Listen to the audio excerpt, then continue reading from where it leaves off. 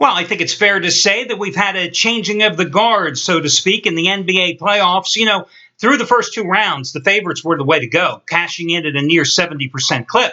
But now we've had four straight underdogs, four straight home dogs winning outright. Now, obviously, tonight we do not have a home dog. We have Cleveland laying between 11 to 11.5 points. And listen, guys, if you have been regularly following my video reports throughout the postseason, and it's been a great postseason for yours truly, this next statement will certainly shock you. I actually really like the Raptors tonight. Yes, the same Raptors that cost me 3 straight games in the Miami series. The same Raptors who I basically abandoned the Raptors-Heat series. The same Raptors I went against in games 1 and 2, cashing with a free play, hitting with a premium play, and then losing with a premium play, going against them in game number 3. But I actually like the Raptors tonight because, to my way of thinking, they are playing with house money. Listen, as a former reporter, I've seen it. As a fan, I've seen it. As a handicapper, as a gambler, I've seen it, and you probably have too.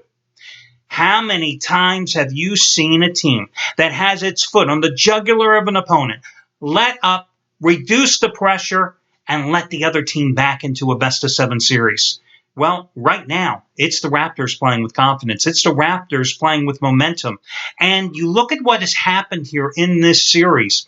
The big 3 for Cleveland, well, it's been pretty much reduced to the big 2. Now, LeBron had another nice game in game number 5, 29.6 rebounds, or 9 rebounds and 6 assists. And listen, this guy has been money in the bank in game number 5 situations during his career. 32.1 points a game, 8.6 rebounds, and 6.8 assists. But through 12 postseason games so far, he hasn't even cracked the 30-point barrier. But he hasn't needed to, because the big 3, for the most part, had been producing prior to games 3 and 4 in the series. Kyrie Irving had a miserable shooting performance in game number 3, but he came back strong in game number 4, 26 points on 11 for 21 shooting. The problem is Kevin Love. I don't know if it's the foot injury. I don't know if it's some shoulder issue, because remember, he left for game number 2 late at one point, holding his shoulder a bit, and of course that's been the one that's been operated on in the past. But he had an awful game number 3, and he wasn't much better really in game number 4. In that game, he had 10 points on 4 for 14 shooting and 1 for 7 from three-point land. Listen, this Cavaliers team that was hitting like at a 45% clip from three-point range in the first 2 rounds against Pistons and Hawks, they've been mediocre to subpar here from Triple Land against the Raptors. In fact, in game number 4, J.R. Smith was 3 for 11 from three-point land, and the team as a whole, 13 for 41. And let's talk about the other thing here that has really propelled the Raptors to the 2 straight wins. And that has been, not Kyle Lowry and DeMar DeRozan, who, of course, were 28 for 43 in game number 4 and combined for 67 points. No, it has been the steady play down low by Bismack Biyombo. He couldn't match his franchise record 26 rebound performance in game number 3, but in game number 4, he once again kicked Tristan Thompson's butt with 14 more rebounds. And the Raptors, who have dominated the boards throughout this series, are going to get a boost tonight because their normal starting center, Jonas Valanciunas, who has missed, I think, 8 or 9 straight games because of a sprained ankle. He's been out since game number 2 of the Miami series, but prior to being hurt, he'd averaged 15 points and 12 rebounds a game. He's expected to be available tonight. So again, the Raptors are playing with confidence. If I had to release this play as a rated release, I would make it a 10-dime play. It is truly my second favorite play on the board, which speaks highly of how much I like my 15-dime best bet in baseball. Because listen, guys, I don't care where I make the money. I don't care where I make you the money either. As long as I'm making money, you're happy and I'm happy.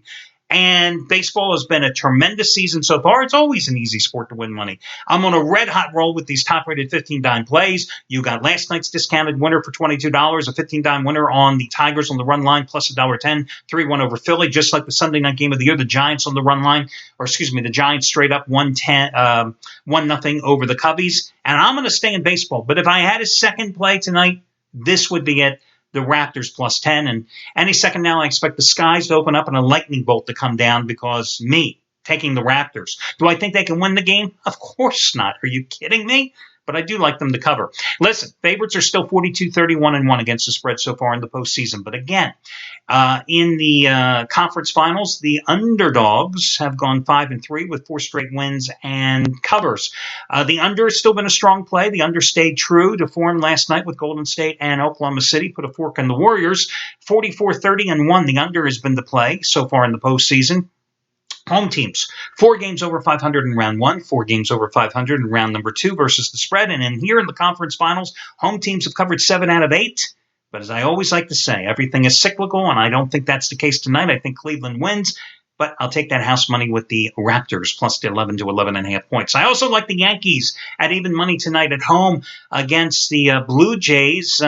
George's son should have ripped his team a little earlier because they have certainly responded with 6 straight wins, outscoring their foes 32 to 11 in the process. Took last night's opener 6-0, going with Ivan Nova tonight.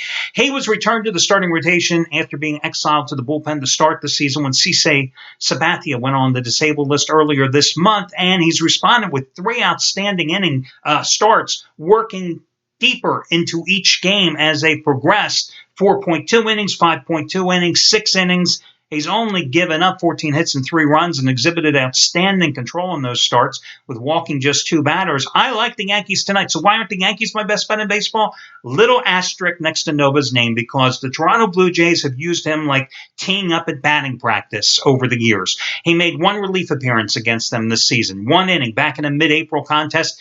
Gave up 4 runs on 5 hits in that one frame. He has made 13 career starts against the Blue Jays. His earned run average in them, 5.14. And the Blue Jays are going with a quality pitcher tonight. Marco Estrada, who after a fine inning outing at Minnesota in his last start, gave up 2 runs, 3 hits over 8 innings, and I think he struck out like 9 as well. Lowered his earned run average on the season to 2.61. But still, I like the Yankees. They're playing some good ball, and I'm going to take them tonight as your second play. But of the 2 plays, I definitely do like the Raptors more.